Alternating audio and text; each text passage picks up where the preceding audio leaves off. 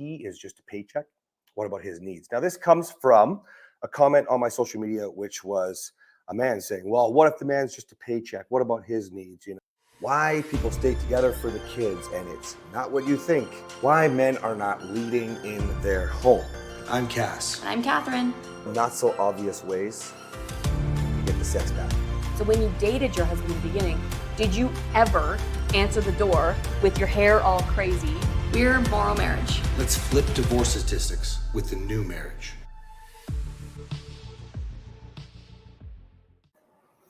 Welcome back to the MorrowMarriage podcast, and we are super excited because we were we were away for Christmas. Now, we weren't doing nothing. Oh my gosh, wait till you see what's coming out. Massive release. I'm going to have a new book here right away.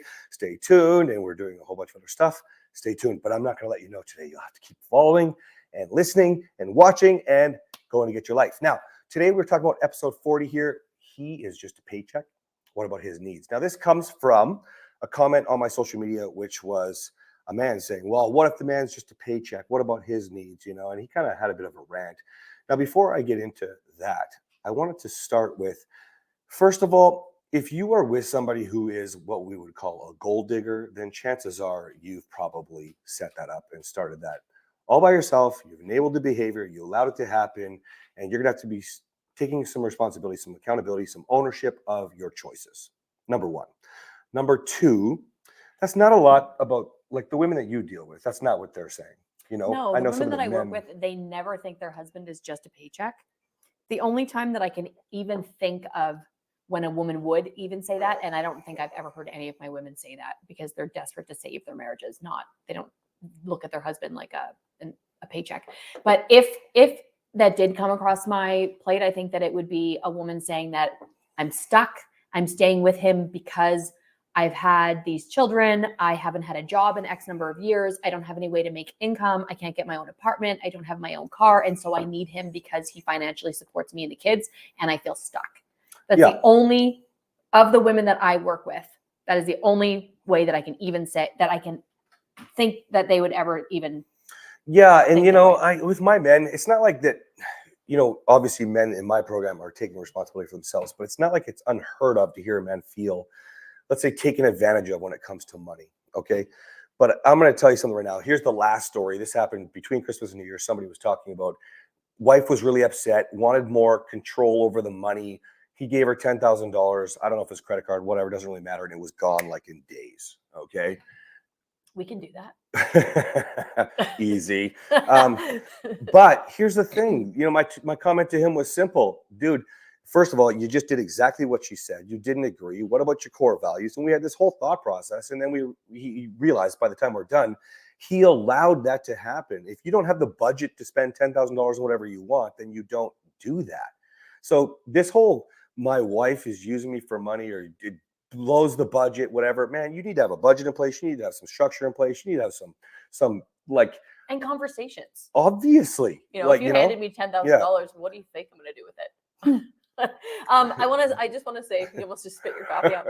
I just want to say, sometimes I think that when a man, so not when a woman thinks he's just a paycheck, but when a man feels like he is just a paycheck, it might be because we've talked about this. I can't remember what episodes, but if you go back and look at the division of roles, he feels like he's going to work, he's making all the money, he's paying for everything, and he feels unappreciated. At the same time, the woman is taking care, and it's not always these roles. Man, I get a lot of grief from people that are like, what if the woman works too? Listen, I work too, but the roles, we still have very blue and pink roles in our home.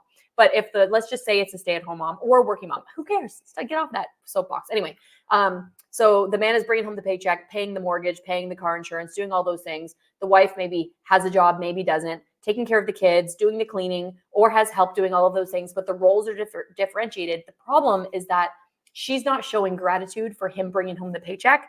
He's also not showing gratitude, whether she's bringing home a paycheck or whether she's taking care of the kids, whatever she's doing, both people. There's value in both. There's whatever your situation, whatever your balance is, even if you're both whatever, working for full time and the wife is doing all of the childcare, okay, that's a conversation. If you need your husband to do it, it's a conversation. It's not a conversation where you yell at him and bitch and complain because he's not doing it. You have to connect with your husband for him to feel like he is going to be a part of that. But the point is, you're not appreciating each other. You're taking each other for granted. You're entitled. You're not saying thank you for the paycheck. He's not saying thank you for the kids, or he's not thanking you for doing everything that Dinner, you do. whatever. And so you yeah. feel like a paycheck and you feel like a babysitter. Now, let's address the what about his needs thing, because what you're saying, and if you read the comment, you'd know that I'm telling like the actual story. But what you're saying is, so I pay, and so I should have more sex. Well, first of all, we can get into the whole prostitution conversation if you want, but I don't think we need to today. Second of all, what is it that you actually want? What are your needs? Some of you men need to start addressing what your freaking needs are. You know, like there's levels to this. So let's break it down a little bit. But like, do you want her to want you, or do you want her to be a place where you can blow your load? Then you're saying, so I do my job, so you should spread your legs and do your job. Because that's exactly what we don't teach. Exactly. So like, and by the way, again, you can read the comment. That's it happens all the time. So don't go looking for the comment. It happens all the time. Just go look at comments, comment back. But that's what you're saying. And if that's what you're saying, well, then no doubt she's pulling back and wants less of what you want.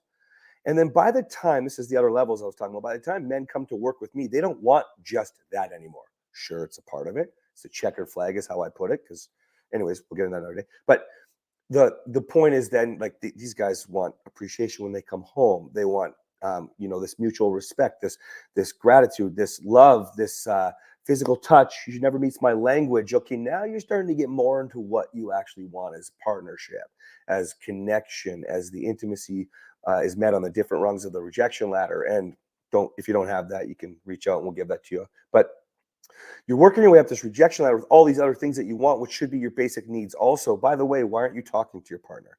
Why aren't you lovingly having quality time? Why is it that you're giving things like money or doing more around the house or whatever it is, and then expecting everything in return? Those expectations are bleeding into your relationship and taking away what you want. Anything? Nope, that was all perfect. Oh, as you often are. Thank you.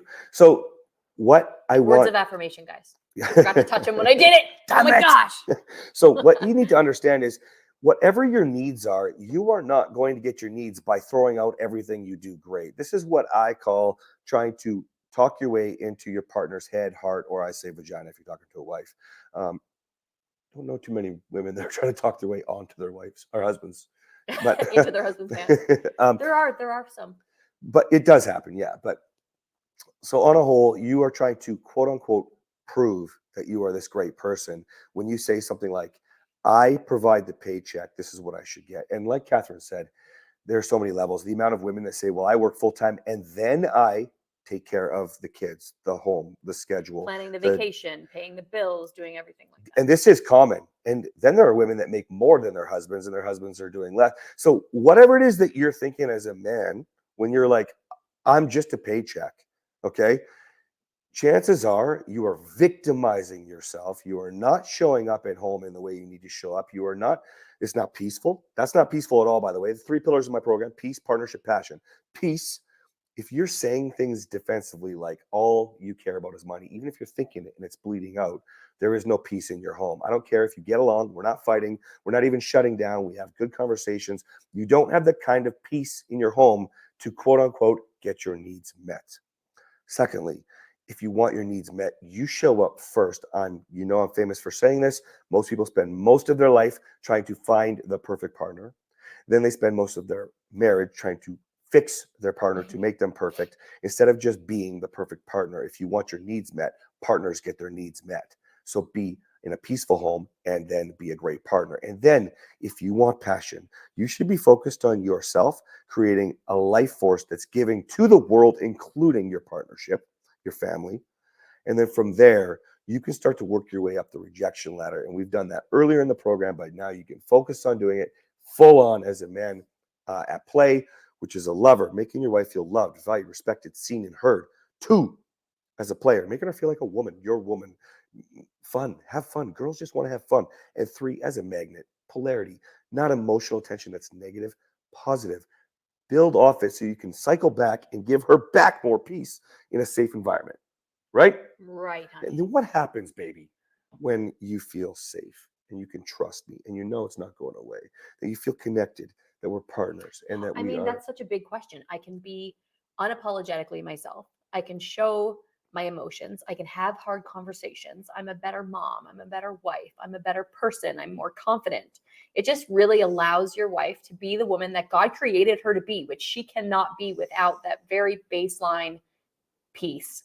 And as you saw, peace leads into partnership and passion. Yeah. So what? And this whole thing started with, I need to get my needs met because I'm providing a paycheck. You want passion, have to start with peace. Yeah, you see, so this is why this is so important to understand, you guys. So many people, and I'm going to say people here, not even just men, you focus on your needs. What you don't understand is when you drop the expectations and you start showing up being your best, most authentic self, true to your core values, your partner has their core values. And if they don't, you can lead them with yours, right? You guide them because you show up. You're not going to go defensive because you're maintaining peace, right? Start there. If anything, stop looking for a baseline communication of safety where I'm not yelling, so everything's good. Okay. Actually provide an environment where, like Kathryn said, unapologetically yourself, strong and confident. She's showing up in a vibrant way so that you can feed off each other's energy, which is what that synergy creates is the stronger partnership, which is why we talk about not being a roommate or a business partner, but being superpower couple. Okay. And then all your needs will be met. All of them, because now it becomes reciprocal. And when it's reciprocal, you are entitled to reciprocal. But the only way that that happens is because you've shown up first and been your best, most authentic self, doing it for you and giving back. Whether you're talking about your marriage, your business, your employees, your children, people at the grocery store, your family, your best friends, I don't care. The most successful men in my program have this attitude in every relationship in their life.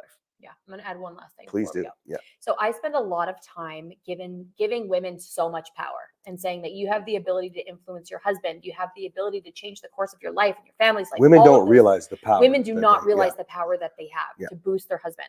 But on that same note, I'm going to give men some power here. Women are very sensitive to energies and frequencies and emotions. It's called the feminine. Guys. Yes, it's the feminine. You know, you ever hear that women have really good intuition? There's truth to that. I actually, I'll get Cass to post a little YouTube video about frequencies. It's amazing. But as men, when you provide that structure, when you provide that environment, that peaceful environment, that is what is going to allow your wife, your woman, to be the woman that she needs to be, which is going to propel you further in every area of your life. So while, yes, women, you have so much power, you have so much influence, you can inspire your husband in so many different ways. Husbands, men, you need to have that calm, that peace. That's called your masculine. You have to be able to set that structure. Grounded, because that is going to make your woman bloom. And when she blooms, trust me, you will explode. Literally. So, like, listen, guys, before we end it, I just want to say this. At the end of the day, your needs will be met when you show up first. Stop victimizing yourself, step out of your comfort zone and go, what can I do? Because if you're not part of the problem, if you may not be the problem, but you are the solution. And if you're not the solution, you are the fucking problem. That's it. Because you can provide an environment where your wife wants to come out and pour into you. And then when she does, look out. It's not just your needs. It's everything that you want to accomplish. You have the support, the power right behind you. And that's why we say superpower couple. Forget this hashtag couple goal shit. All right, guys. See you next time.